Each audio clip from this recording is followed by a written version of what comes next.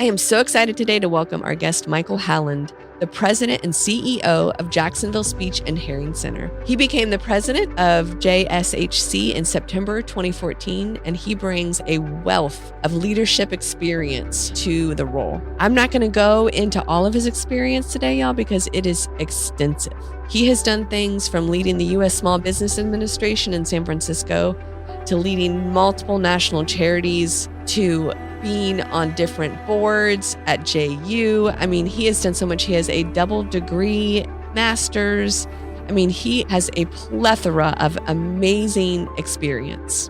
But what I think Michael is most proud of, and that he will talk a lot about, is that he is a proud father of 3 children and grandfather of 3 amazing grandkids. He has recently gone through some harder experiences in his life. Today, he's going to share the knowledge that he's gained from these experiences. And guys, just wait to hear what you are going to learn today from Michael Holand.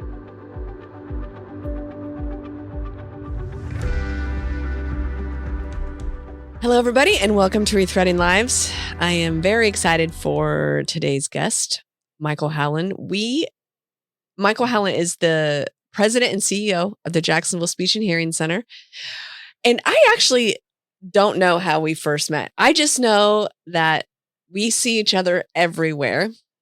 And I mean, for years and years and years, we've seen each other everywhere. I think there's a mutual respect of leadership in the nonprofit world. We were in the CEO Confidential together. And most recently, I'm so excited because Michael took the rethreading process training. So he's actually the only guest ever on the show so far that has been through the rethreaded process training, which was at the Nonprofit Center. It's an 1.5-hour training on everything we talk about here. So I'm so excited that he is our guest today. So welcome. Thank you. I'm honored to be here. And I think one of the places that we saw each other some was through Leadership Jacksonville as well. What class were you? I was 2012, but then I stayed involved in putting the program together. Yeah. And I was 16 and I love it. That's so funny. I still love my classmates. Like, we still see each other. I love that organization. Okay. So let's dive in. So tell us a little bit about your life now. When I read your resume, I was like, holy cow. I mean, I had no idea the extent of your career. And then when we talked on the phone, I learned more. I was like, this is going to be a good one. So, well, I truly have been blessed to have some wonderful opportunities along the way to be in a number of different cultures and multiple cities and just have some great experience. So I'm really grateful for that. Today, I am actually in my last year of leading Jacksonville Speech and Hearing Center, which has been a wonderful journey. It's our 75th year of service to the Northeast Florida community. It's also my 10th year as CEO, and it's longer than I've actually served in any other single position in my career. But it's certainly it's a love. So, in terms of extracurriculars, I stay involved with Leadership Jacksonville and helping to lead the strategic plan for the future of Leadership Jacksonville. And I serve on a board of a financial literacy organization called the 5 Buckets Foundation. And personally, I am thrilled that I have one of my 3 children in Jacksonville and all 3 of my grandchildren in Jacksonville. So I get to spend a lot of time going to baseball games and soccer games on weekends, and that's terrific. And then to make as much time as I can to go up to visit my daughter in Atlanta or my son in Indianapolis.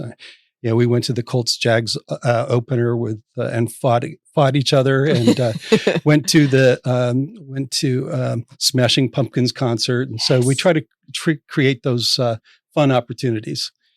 And then the other part of my life really is trying to stay healthy and my relationship with God. And I'm an active member of the Church of 22 and in a disciple group with all individuals that are about 30 years younger than me. So that's great. And I just learn a lot from them.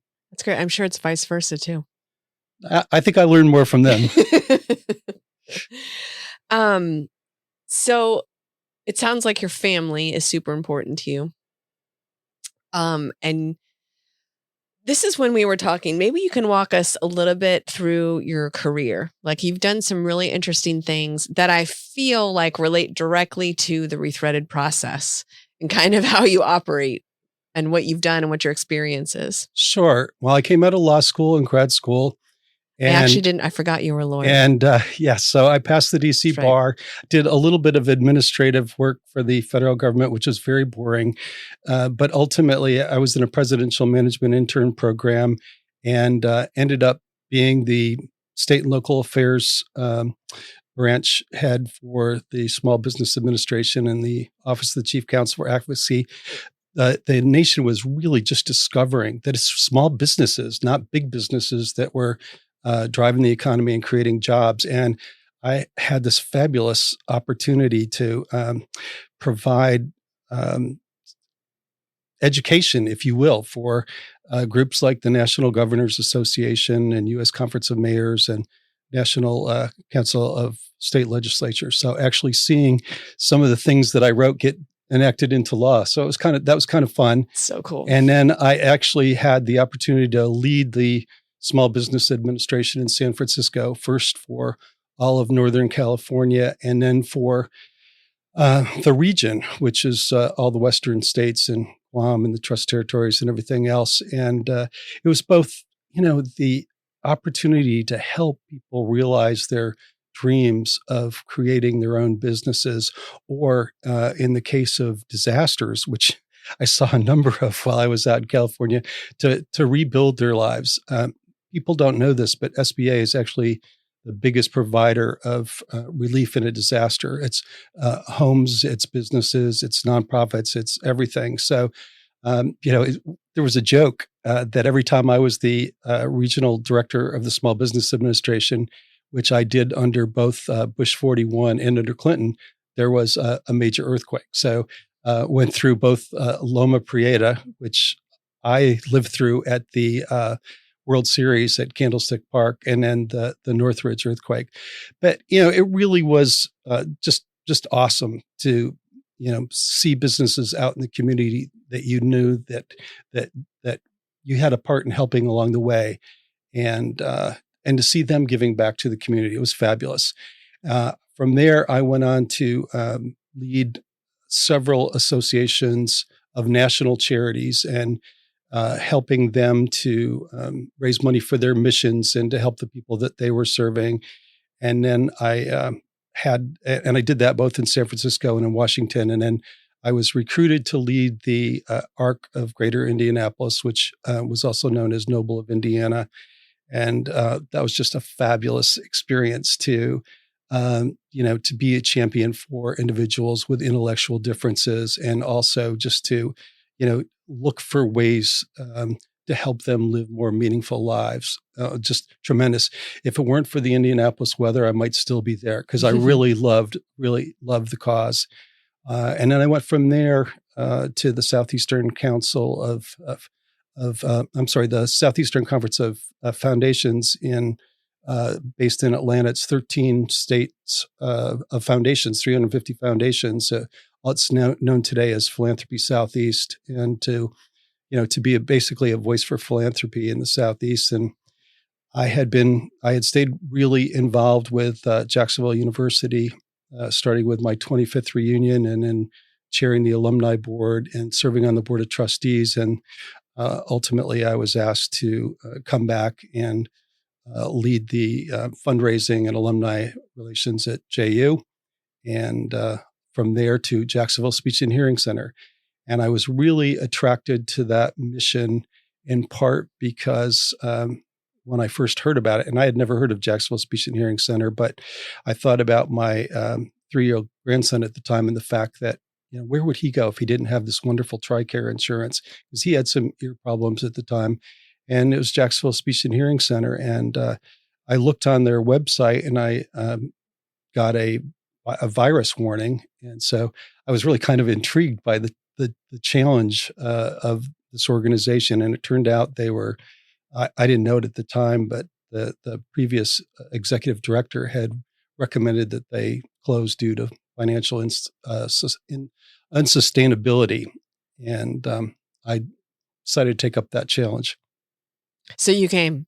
Yeah. You came and over the past 10 years turned it around. Well, it's been a lot of fun. At first we're really in a survival mode, and my aspiration at that time was, gosh, if we could have one location where the roof didn't leak.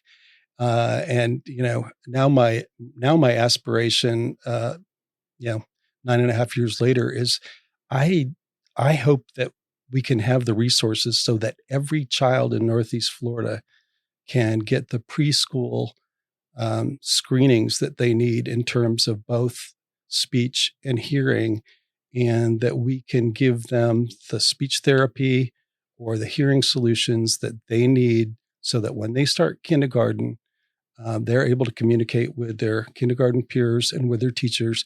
They're ready to succeed in school and life. They're better equipped to read, and there's a lot less chance they're going to fall by the wayside in school. Amen.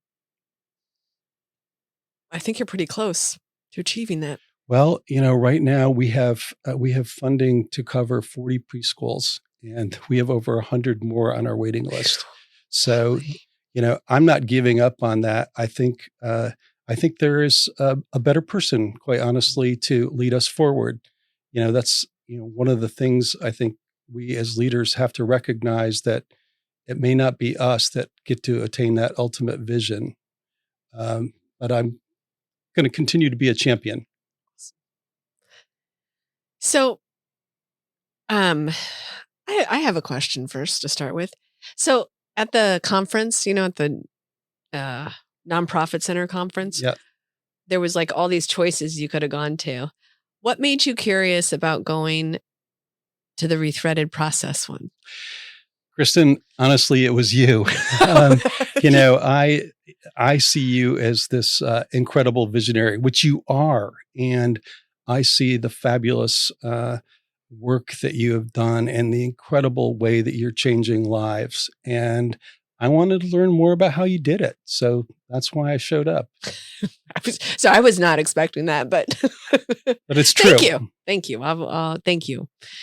And then as we went through the Rethreaded process, I mean, that was the first time ever publicly. So it's also keeps getting developed. And what are some of the things that you learned?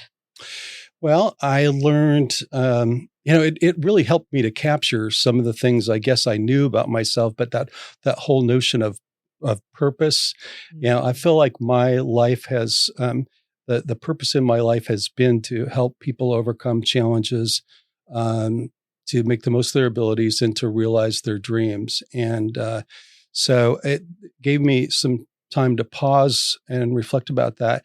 But it was kind of looking at the ducks and the yucks that really kind of made me have to think and to really dig deep about some of the things that I'm not all that proud about.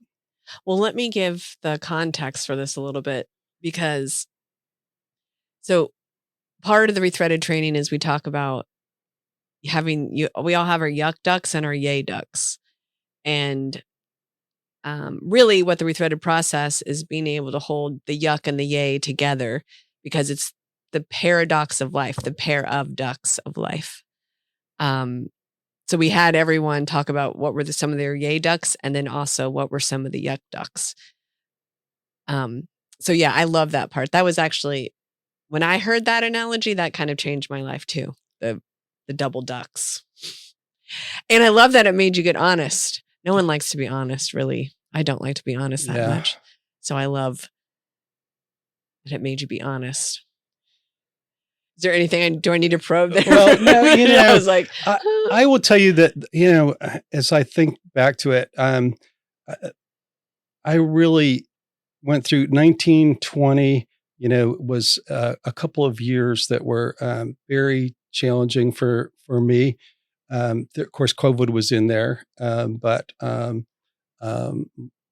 my marriage came to an end, and especially during COVID, I just spent a lot of time in some deep introspection and everything, and had to admit that, while I might have wanted to cast blame in a lot of different places, that really I needed to do a much better job and accept responsibility for the turmoil that I had caused, and um, the fact that I had not made everybody's lives as great as I thought I was making them, and that's that was a real eye opener, and when we had that class that day, it really caused me to reflect on that. Mm. I always thought that I was a great father, and I came to realize in that period that I was very me centric, Mm.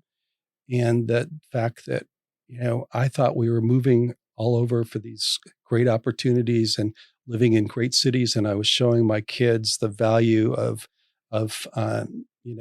new places to live and teaching them to be independent and everything else. And then I came to realize that they would have liked to have stayed in some of those places and made lifelong friends. And I see it in my son now, who's in this year's Leadership Jacksonville class. He's a Navy officer, but he's decided to put down roots in Jacksonville. So, um, but I had to take responsibility for that. And, I also came to realize that my kids didn't really know me. I mean, yeah, I was their dad, but they saw me as somebody who was really um, a CEO and somebody that was really involved in serving the community. And they thought all that was great. But what came out of all that is I realized that um, that I had no they just did not see me as being genuine and vulnerable. Mm. And that was huge. So that's something that, I really worked hard for a couple of years on myself. And I'm happy to say that now I have the best relationship with my children, all three of them, individually and collectively, that I've had in my life. But I look back and see that I had a very me-centric life for a long time. Can you talk a little bit about when you said, I mean, I think there's so many people who can relate to this, you know? Um, when you said you took responsibility, what did that look like? Did that look like hard conversations? I mean, like, what did that look like? Yeah, very, very, very difficult conversations. Like, uh, and I just said, okay, it's time. I'm going to be completely honest. I remember my one son saying, "Dad, as long as you are genuine, I will have your back." And from that moment forward, I made that commitment. I was going to be genuine, and I was going to be vulnerable, and I was going to be open in everything that I did. And I I'm I'm happy to have gone through that process because my life is much better as a result. I mean, it is the rethreaded process. So and then another thing that happened in that same 2-year period, Kristen, was that um, you know I went in to have my wisdom teeth um, taken out in 2019, and when I went in, the um, uh, the doctor said, we're going to get to your teeth, but what's wrong with your heart? And I said, what do you mean? And he said, well, your blood pressure is off the chart. You never had that? I said, no. And he said, we'll check it again. And sure enough, it was. And that led me to go to have an echo and stress test and all of that. And they said, your heart is not good, but they couldn't figure out what was wrong with it. And I said, well, am I going to have surgery? And they said, no, this will give us a benchmark, come back in a year. Well, I knew something was wrong. So I really dedicated myself to getting in the best possible shape that I could. I gave up red meat. I gave up drinking. I gave up, I made an effort to eat healthier and to exercise like crazy. It's really when I took up swimming.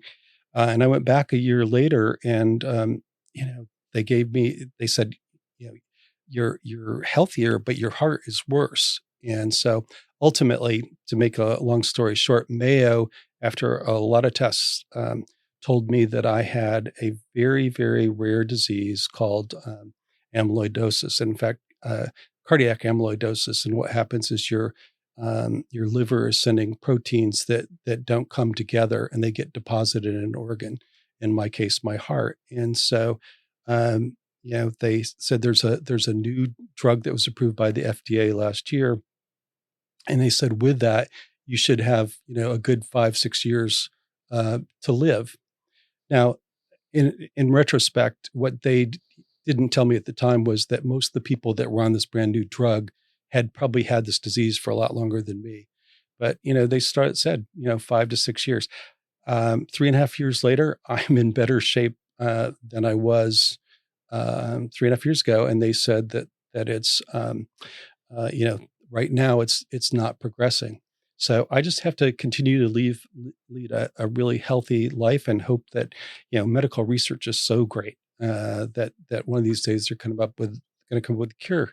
But I just made a commitment to myself that I wasn't going to let it define me, and that I was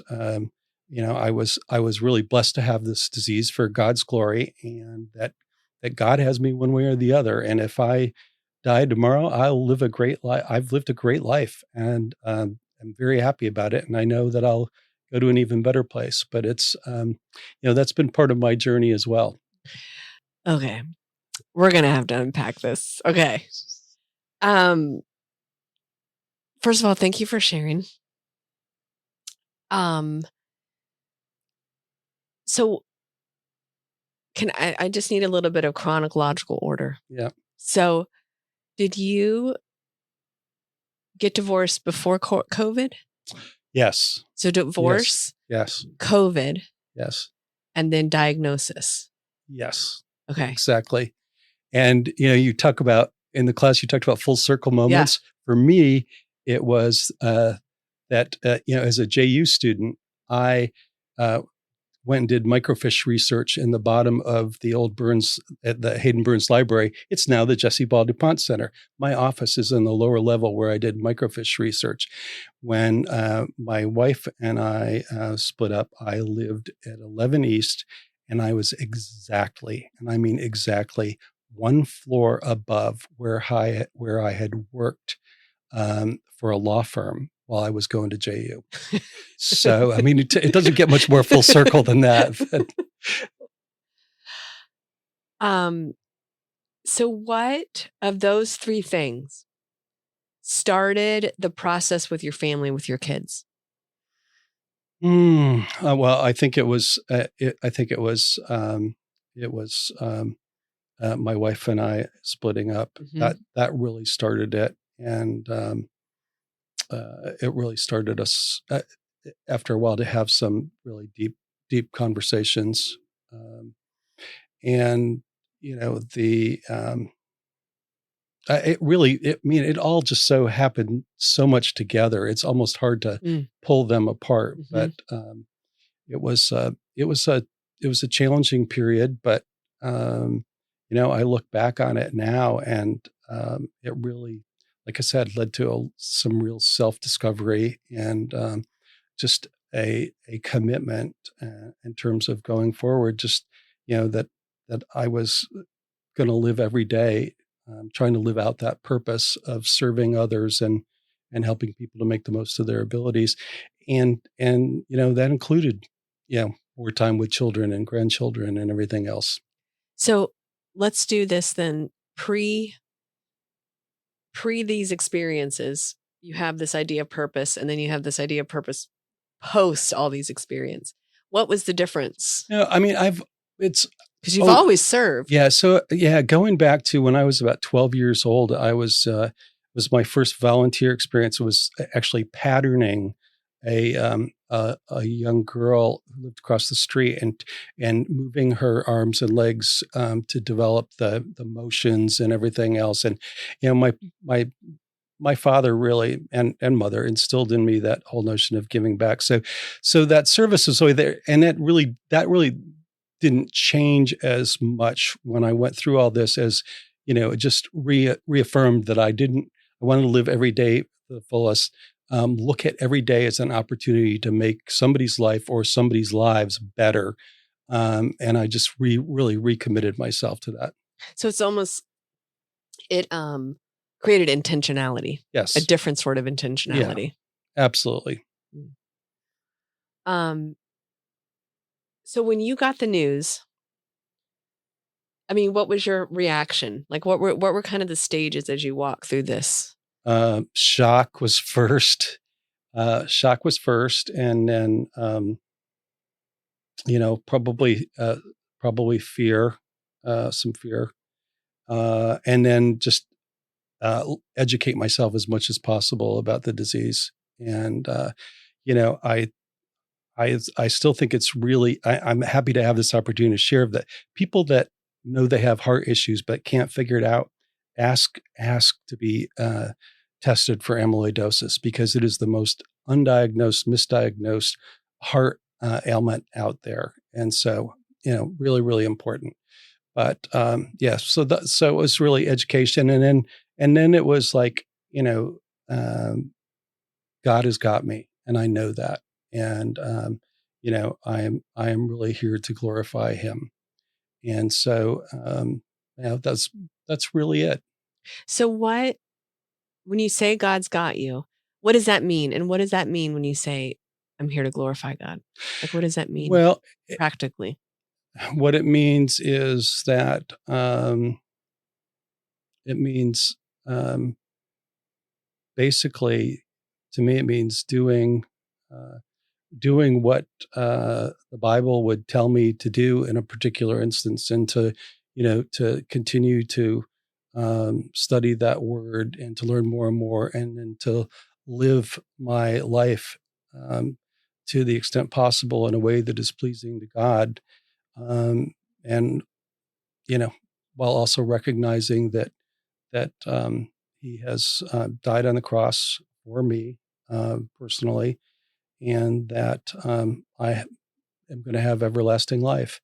But I also, like I said, when that happens, I will have absolutely no regrets. I have had such a fabulous life, so many incredible opportunities to do so many things, to serve in so many ways, and I just, I'm filled with gratitude for the life that I have been able to lead.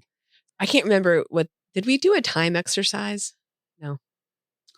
No, okay. I don't think we had time. Time to do time. That's what I think. Yeah. That's what I thought happened. So in the Rethreaded process, time is your currency to heal. It's our limited resource.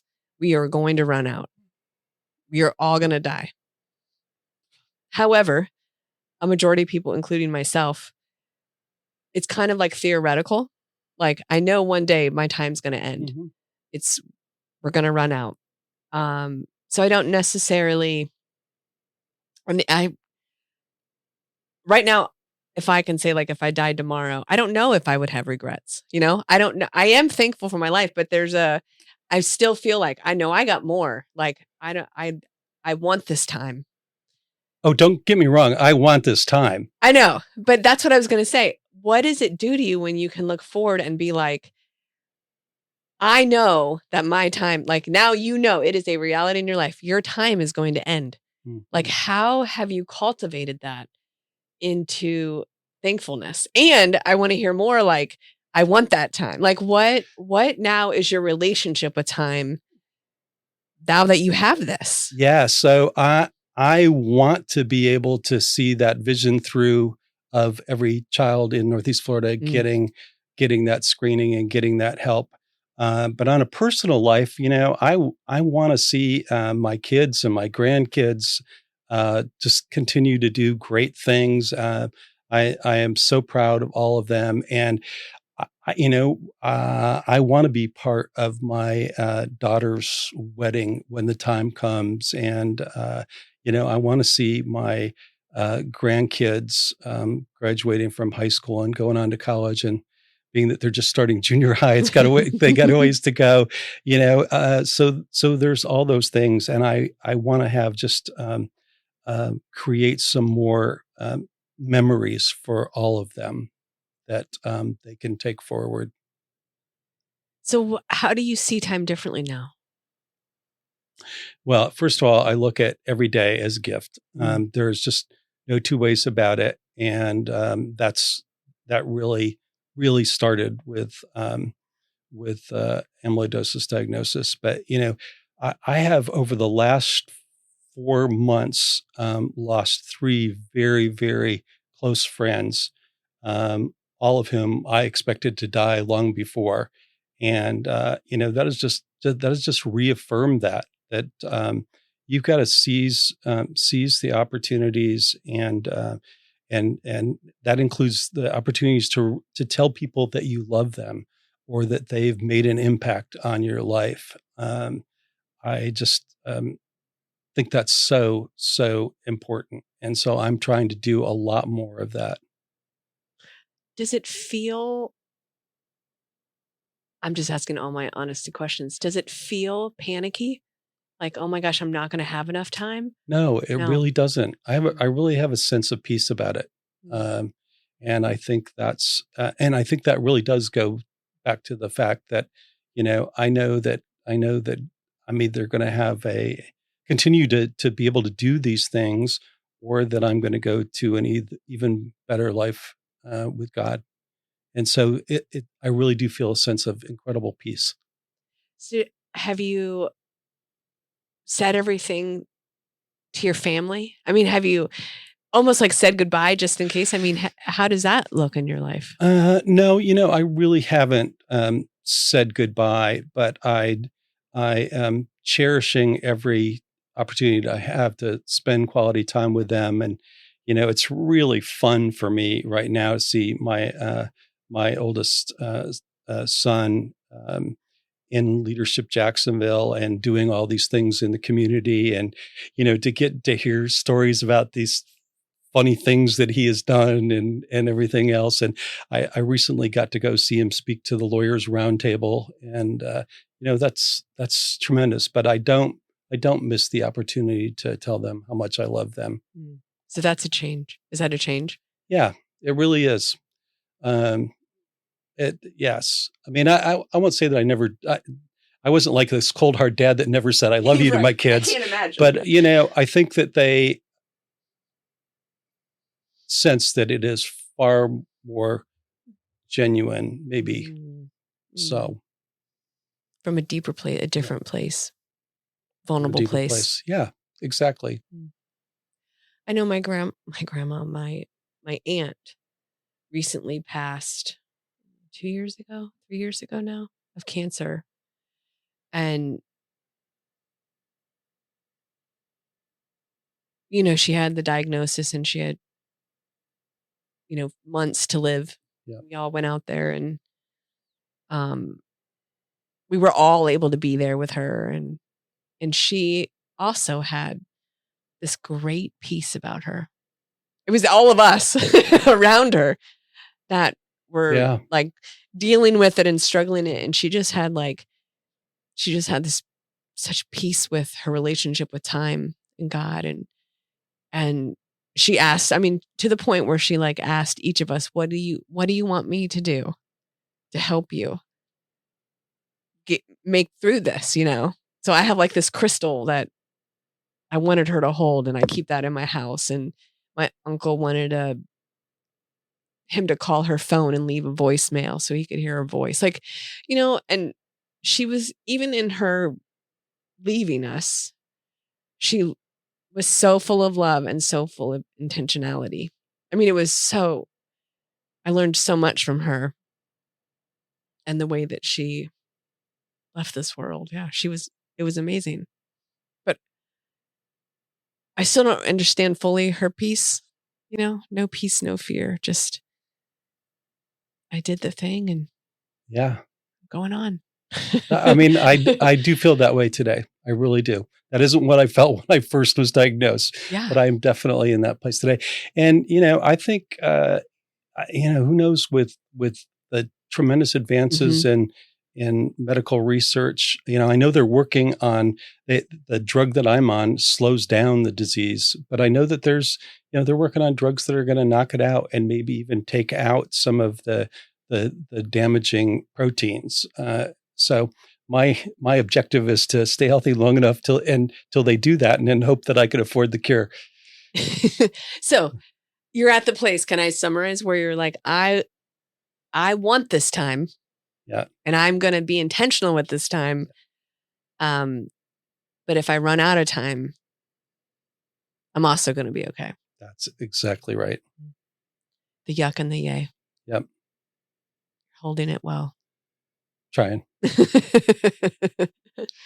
What other insights are you gaining through all of this? Do you have any? I think, it's not that I've gained any more real insights through this. A lot of the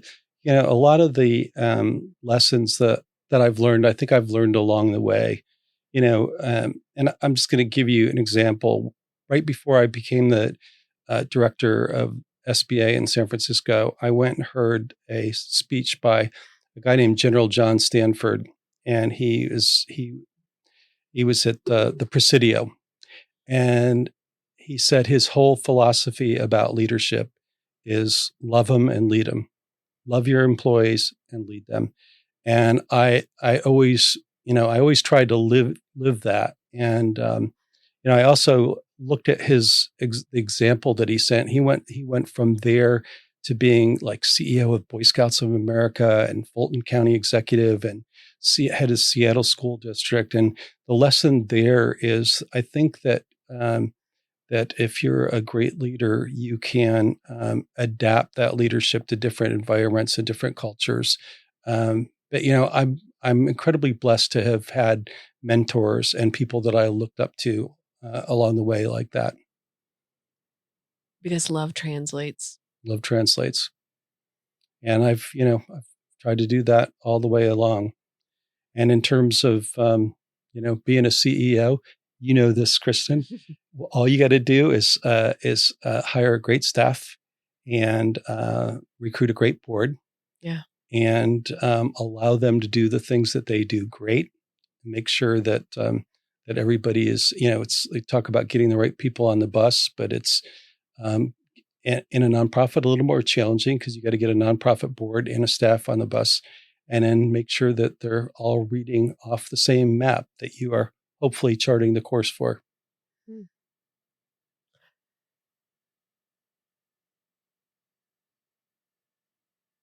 Who have been your mentors along the way? Gosh, I've had, I look at, John Stanford was a great one. Erskine Bowles, when he was the administrator of the Small Business Administration, and he went on to be President Clinton's chief of staff. But I just absolutely loved his style of leadership. I mean, he came in and he said the lending community said we cannot do small loans. You cannot do small loans. Within about 8 months, we were doing $50,000 loans, and then ultimately micro loans after that. And I just loved his undefeatable attitude and that spirit that he conveyed.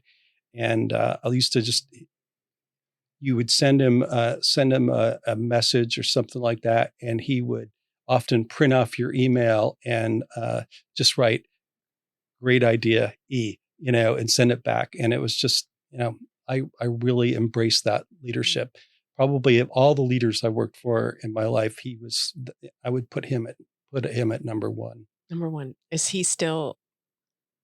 He's I think, I don't know that he's retired. He went back to being in the kind of the mergers and acquisition world from which he came. He ran for Senate in North Carolina and unfortunately was not elected, but just tremendous, absolutely tremendous.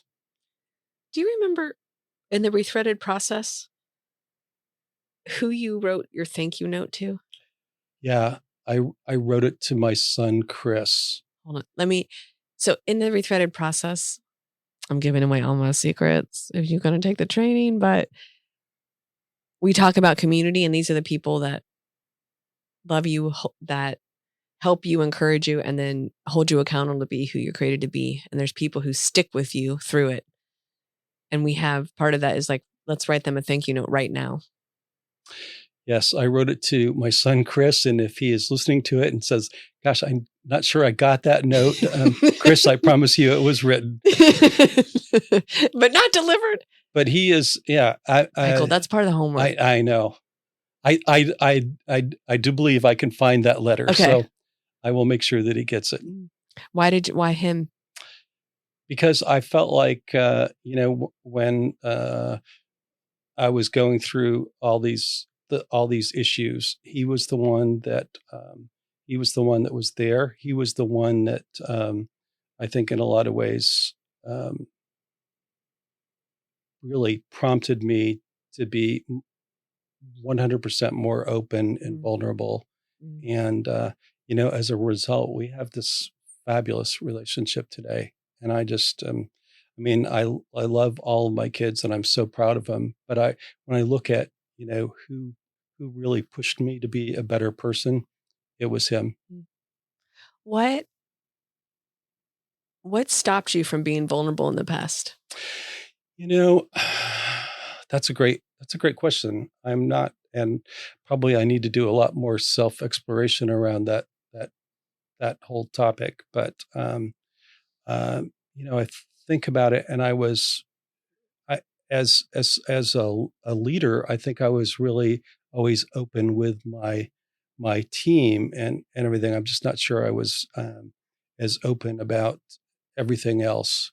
And but I'll have to think about that one a little bit more. Well, yeah, get back to us. Yeah, I will. Well, maybe we'll do like an add-on segment. Michael comes back and explains vulnerability to us. Well, but I also think vulnerability is, this sounds so funny, like a newer concept though. Like in a lot of ways. Yeah. In leadership, I feel like vulnerability, and in relationships is like, I feel like in the past 10 years, maybe. Yeah. Starting to be talked about and valued and taught how do you be vulnerable. Yeah. Because I don't think that word was ever used especially in the business world or leadership world, me growing up. Yeah. I would agree 100%. Yeah. I never heard that. Yeah. I think marriage was different. Relationships are different. I think all this stuff is kind of new. And I don't know if there's a difference between men and women, but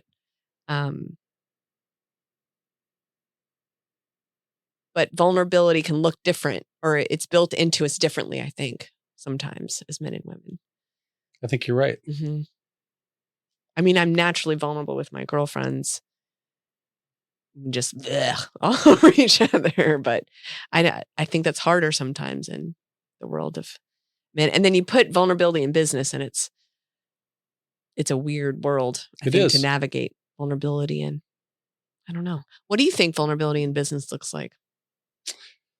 I think it's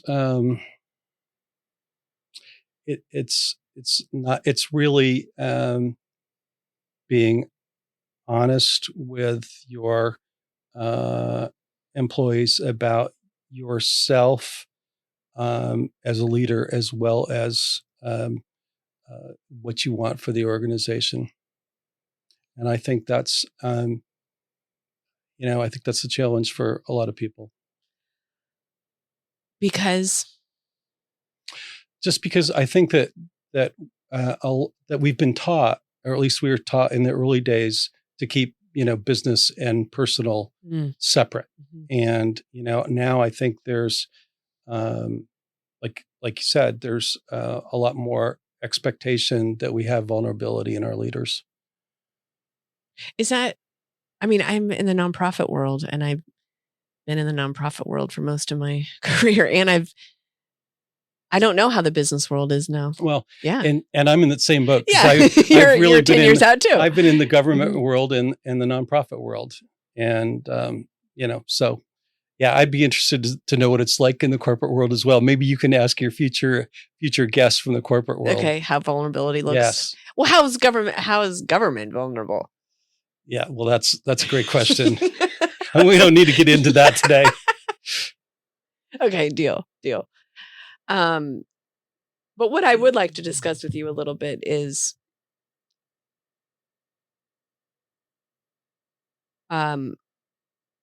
your friends that have recently passed away. I know that we started to talk about them and we have one in common. Yes. I'm Sarah Rocco. She's like a powerhouse of life. And she kind of embodied the Rethreaded process. She most certainly did. Her story is one of just rising from a very difficult early personal life and just making that decision that she wanted a better life for herself and her children, and that it was so important that she give her children a different life. And she saw real estate as the way to do that. And gosh, what does she do? She builds a real estate firm that's in the top 0.1% nationally, number 3 on last year's Jacksonville Business Journal list. And we all know, how she was really blossoming in terms of her community leadership, which really was, Jacksonville Speech and Hearing Center was very, very blessed to be the beneficiary of Sarah's first board role. It was her first board role. It was her first board role. I remember she had, she called me, she had been my real estate agent, and she called me on a Saturday morning apologetically saying, I lost hearing in one ear overnight, and I don't know what to do.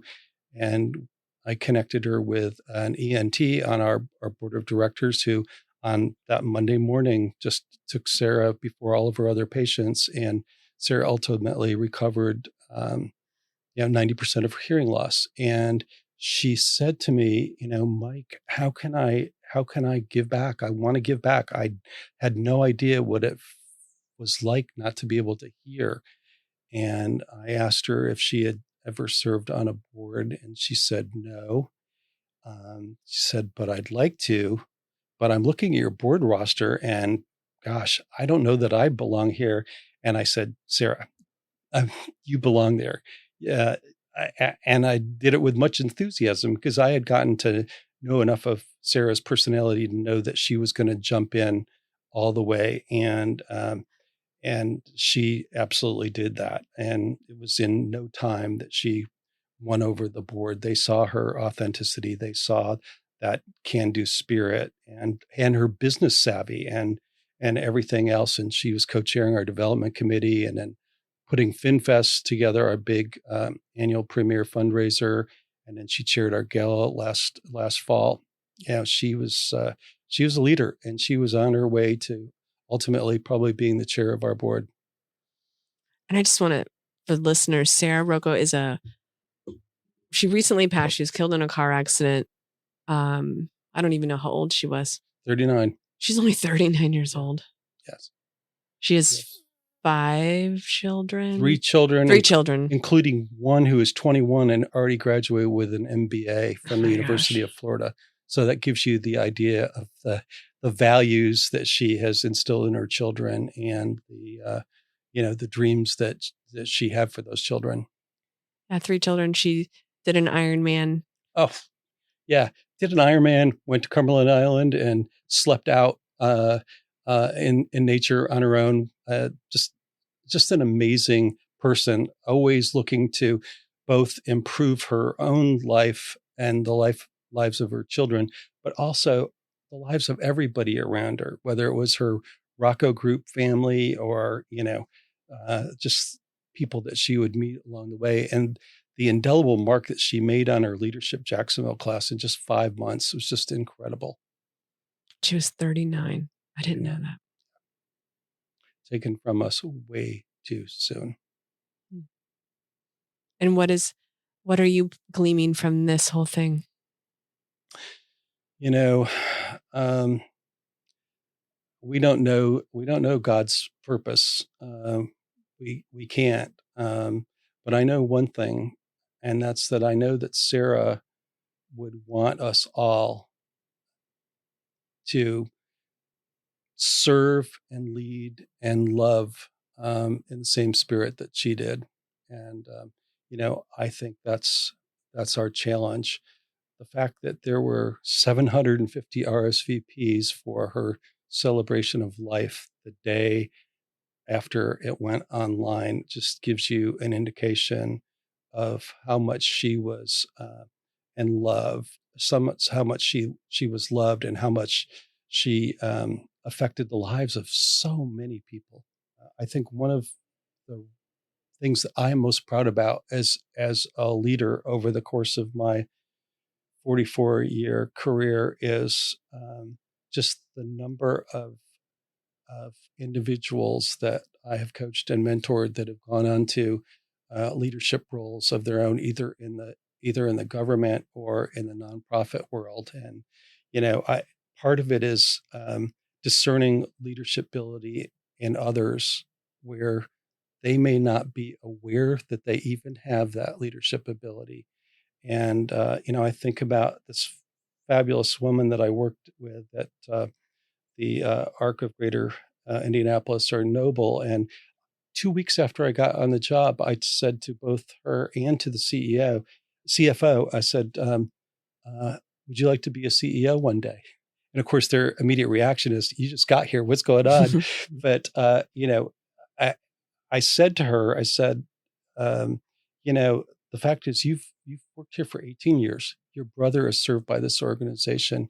Wouldn't you want the opportunity, if I was hit by a bus, to lead this organization? And what about, they, she and her husband lost a son to huffing. And then they were really involved in like the Partnership for Drug Free America and other things. And I said, wouldn't you want to be in a position that if they were looking for a CEO, that you were ready to do that? And she looked at me and she said, well, yeah, maybe.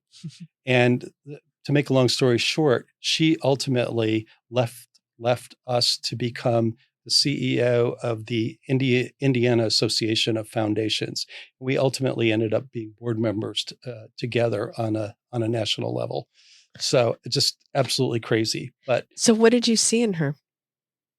I saw somebody that was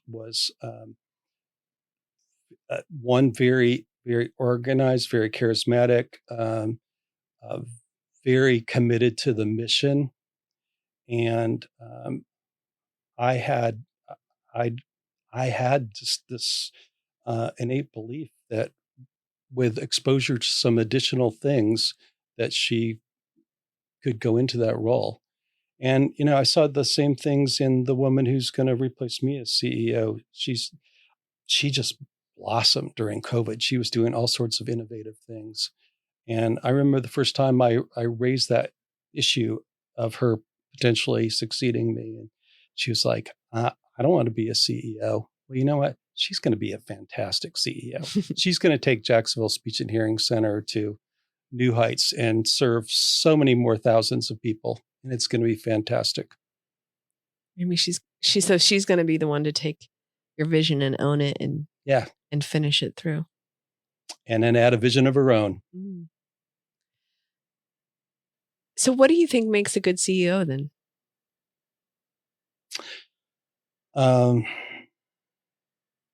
First and foremost, I think you have to love people. Secondly, you have to be able to, you need to have at least a basic understanding at the very start of what drives the organization, be it a corporation or a nonprofit, and to really learn the ins and outs. I think you have to, like I said, so much of it is people, and selecting the right people, both for a board or for a staff. And I think you have to know how you make those decisions best. For me, I am incredibly intuitive when it comes to hiring and people. And the only regrets I think that I've really ever had as a CEO were when I went outside of what my intuition told me to do. And yeah, I realize that's different for everybody. So that's just something that worked for me. So that I think is important. I think leading by example in every sense, whether it be, work ethic, ethical compass, not being above, going and making the coffee, and those little things that I think will earn the respect of employees. It's being willing to admit when you've made mistakes, and it's allowing others to make mistakes and to learn from them, helping them to learn from them, giving people opportunities to uh, lead in small ways, and just giving people just more and more responsibility as they demonstrate the ability to handle things. I think those are all important. And you've got to be willing as a CEO. You've got to be the rainmaker for the organization. That's something that I look at you as just the best model in that regard, in terms of being a rainmaker for the organization. But you have to get out and you have to build the relationships and the partnerships, and cultivate that emotional connection with your organization, and get people vested. I think that's all important. And as you're like going through this list of what makes a good CEO, I've just been thinking about me as a CEO. And I do believe that I am a connector. I'm so passionate about what I do, but I'm also, I was just talking to two other founders today, and um we're the drivers. We jump into stuff and we start it and we drive it forward. And then probably 3 years in, um everyone around you is really tired. And I'm still driving them because I am not that organized, and I don't provide structure in my CEO. But that's when Jason, my cohort, came about 4 years into the journey of Rethreaded, and started off as operations manager, and now he's a COO. But I actually don't know if and I've had to learn how to love people, because I feel like when I was starting Rethreaded and I was figuring it all out, I had so much anxiety and I was so driven, and I was so that I would just run over people in my days, because I'm a very, that's why I love your fascination with time now, because I'm just, in general, I'm working really hard to change, but always in a hurry, always impatient, always too much to do, always so much pressure all the time with my time. And now that I'm 13 years in, I have a staff that's amazing. I've gone on sabbatical, but like, I think in leadership, part of what I've found is holding space, learning how to manage your own life so you can hold space for the people in your life. And I watch founders. I mentor a lot of founders as well, and we have a really hard time, especially, holding space at the beginning, to love people well, to slow down and take the time to invest and be intentional, which is why I love it when I think what you're teaching right now, and then what you're teaching through this experience with having limited time, it's every day. Your gift is the people around you. It is. Absolutely. That's it. Yep. That's it. And like all the stuff around, no matter what it is, no matter you're starting a business, you're in a business, you're in a marriage, you're in a family, like, it's creating space for the people around you that day. No question about it. Yeah.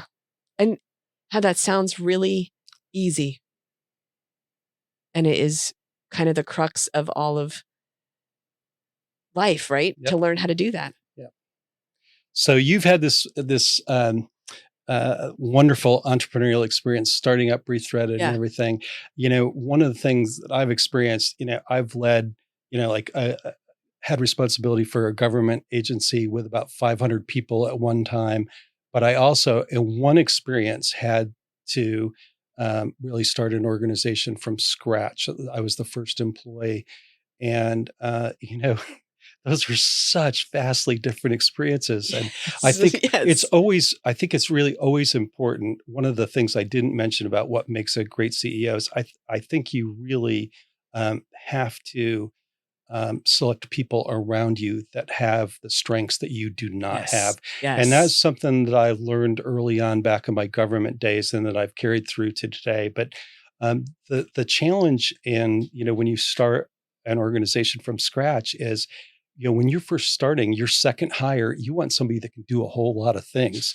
And then as you grow and you're up to like 13 people, then you really need people that can take responsibility for a bunch of different areas, right? So it's just such a different experience. Yeah.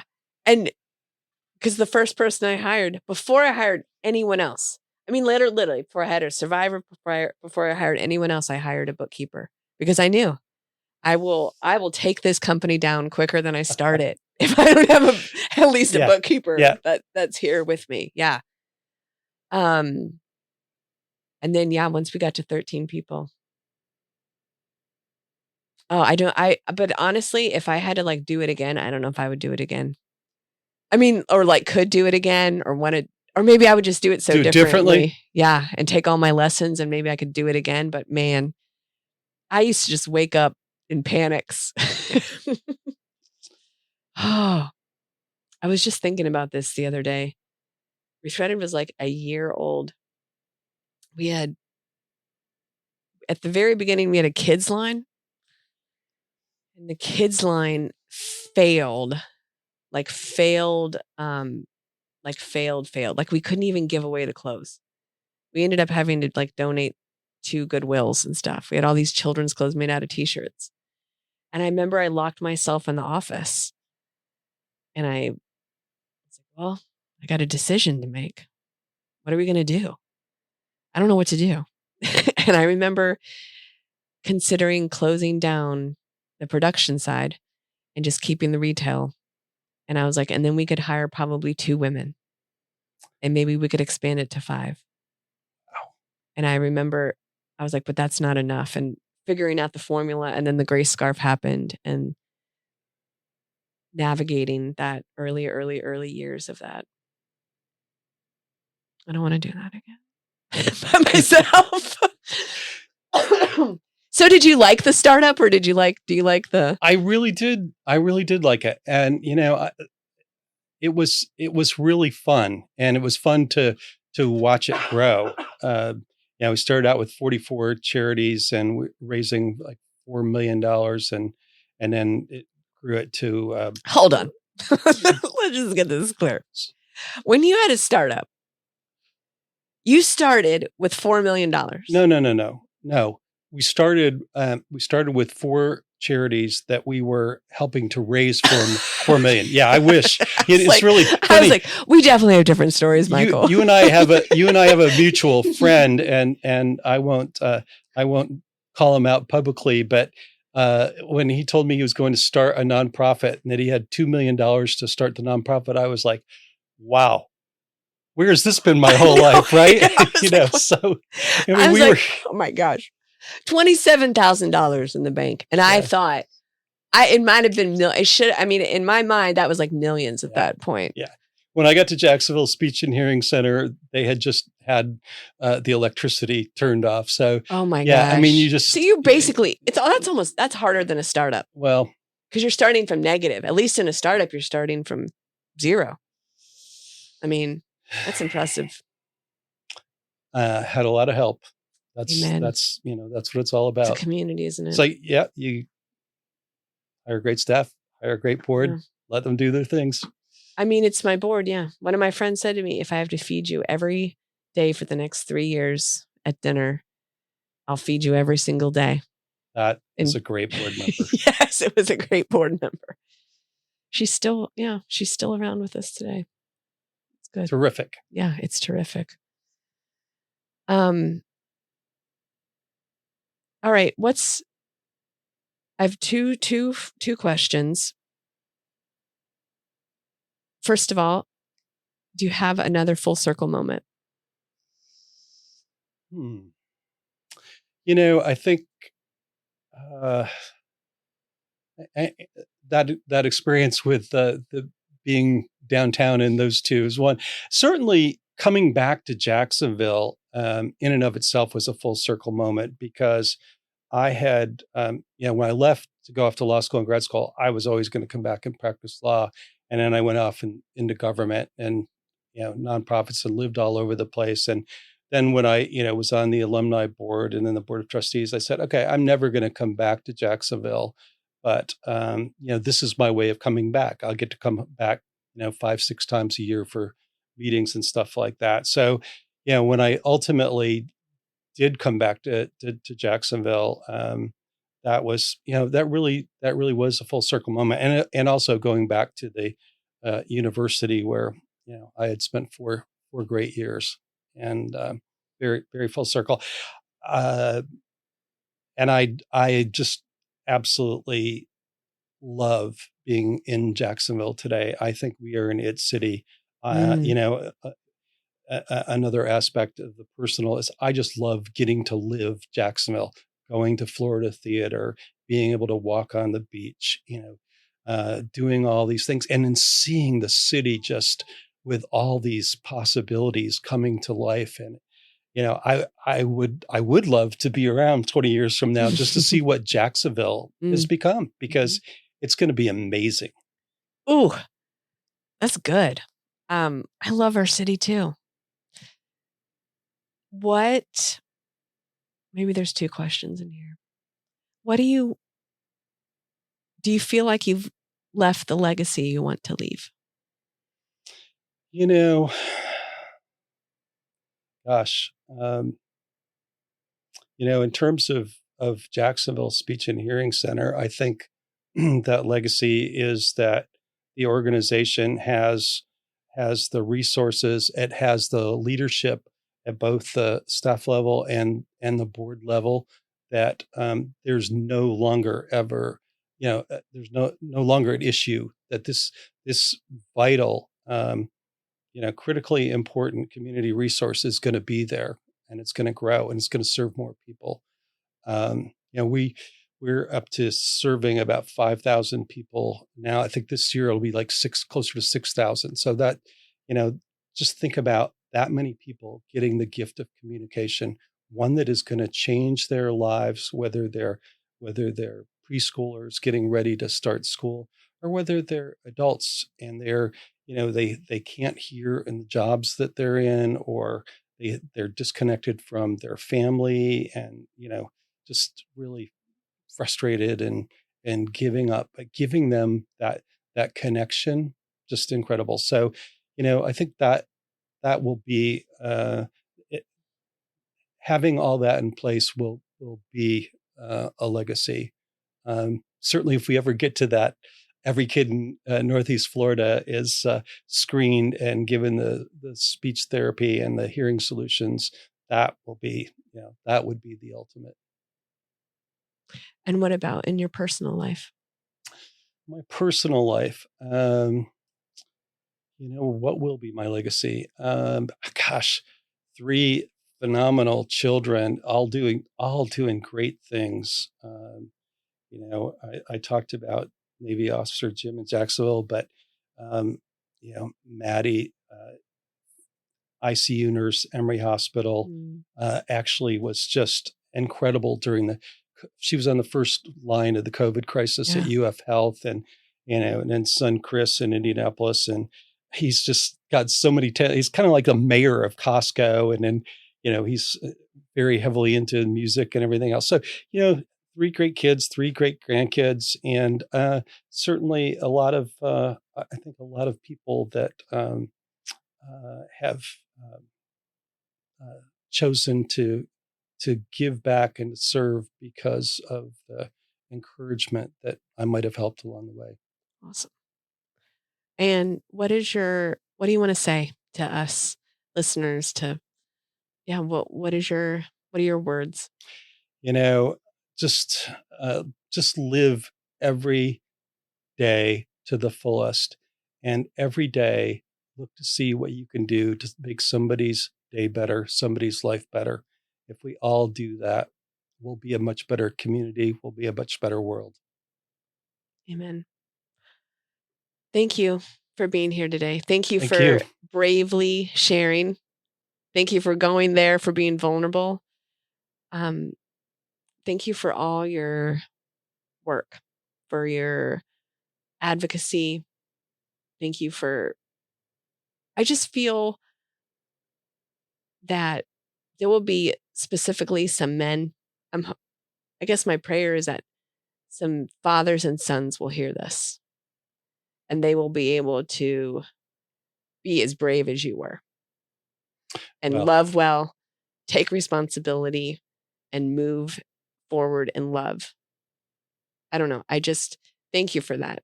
It was really powerful for me to hear the way that you chose that. So, yeah. well, thank you. I hope none of my family members feel like I divulged too much on their behalf, but I have really enjoyed being your guest. Thank you. Thank you so much. All right. And we might have to have part 2 with the vulnerability. Don't forget that. Okay. All right. Fair enough. Thank you, Michael. Thank you, Kristen.